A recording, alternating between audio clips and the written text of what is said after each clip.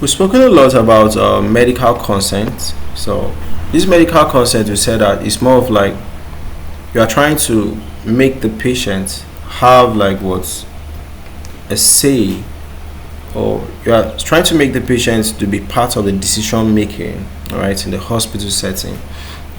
All right, so can this also be done in minors? That's what we're actually trying to address this morning. So, medical consent in minors, you know. So, for medical consent in minors, of course, minors should be like somebody who is not, up to like 18. All right, so so it just refers to what the process of obtaining permission from a minor, or sometimes you don't even allow the minor make decisions, right?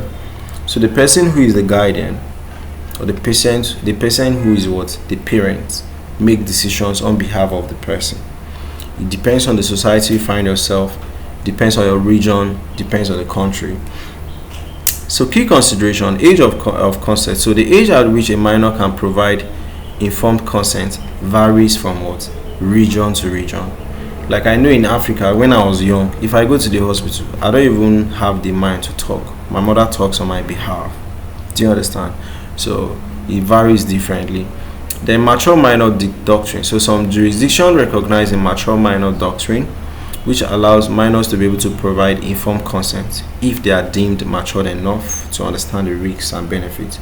So sometimes it could be that somebody has not actually reached the age, but if the person have the understanding enough, he can still make decisions. Then parental or guardian consent, which happens mostly in Africa. So is a parent or guardian is actually what required to actually what make the decisions on behalf of the minor. So types of consent: informed consent. All right, this one, you inform the person about a medical procedure, talking about the risks, talking about the benefits, talking about other alternatives apart from this one. So you're giving the person the option to choose what they want. Then assent: minors may be asked to provide assent, which is what agreement to participate in treatment or research, okay, in additional to parental or guardian consent, right? So challenges: you want to balance the autonomy and protection, right? So you are doing this is because you want to actually balance the person's ability to be able to make decisions for themselves and ability to actually be able to get protected. So complexity of minor decision making capacities.